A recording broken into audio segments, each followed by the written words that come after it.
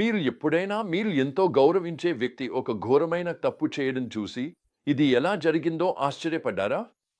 ఈరోజు మనం ధర్మగ్రంథంలో ఉన్న అత్యంత ఆలోచనాత్మకమైన కథలలో ఒకదాన్ని పరిశీలించబోతున్నాం. ఇది మన ఆధ్యాత్మిక జాగ్రత్తను వదిలిపెట్టినప్పుడు ఎదురయ్యే ప్రమాదాన్ని హెచ్చరించే శక్తివంతమైన కథ.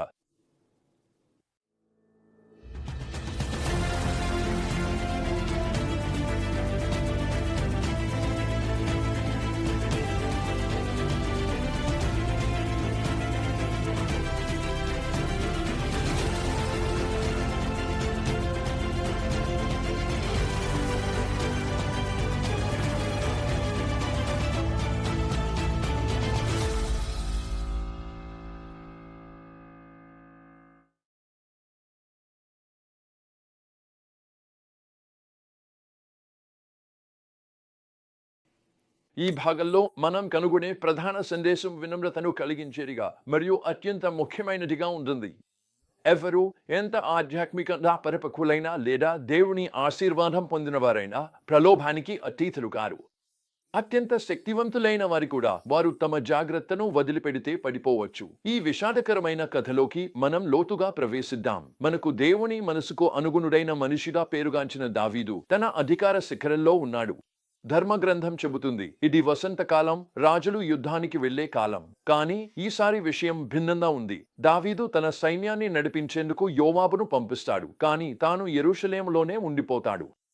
ఈ చిన్నదిగా కనిపించే నిర్ణయమే తర్వాత జరిగే సంఘటనలకు వేదికవుతుంది.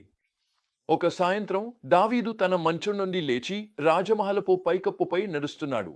అప్పుడే అతను ఆమెను చూస్తాడు, బత్షెబాను. ఆమె స్నానం చేస్తోంది. ఇక్కడ జరిగే పరిణామాన్ని గమనించండి. మొదట అతను చూస్తాడు. తర్వాత దృష్టిని మళ్లించాల్సిన సమయంలో అతను చూస్తూనే ఉంటాడు. తర్వాత ఆమె గురించి విచారిస్తాడు. ఆమె తలకు విశ్వాసంగా ఉండే సైనికుడైన హిత్తీయుడైన ఊరియా భార్య అని తెలిసిన తర్వాత కూడా దావీదు ఆమెను పిలిపించుకుంటాడు. ఒక పాపం మరొక పాపానికి దారి తీస్తుంది.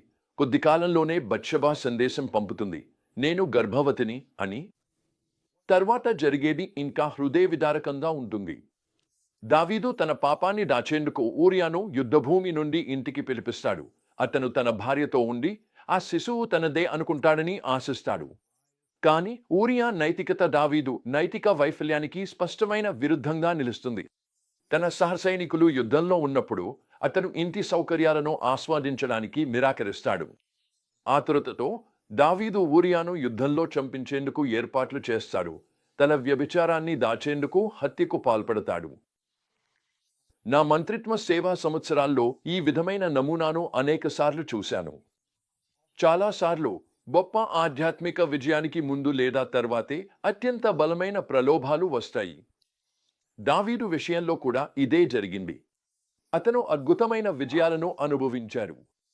కానీ ఒక క్షణం అప్రమత్తత కోల్పోయినప్పుడు అతను భయంకరమైన పరిణామాలకు దారితీసే నిర్ణయాలు తీసుకున్నాడు.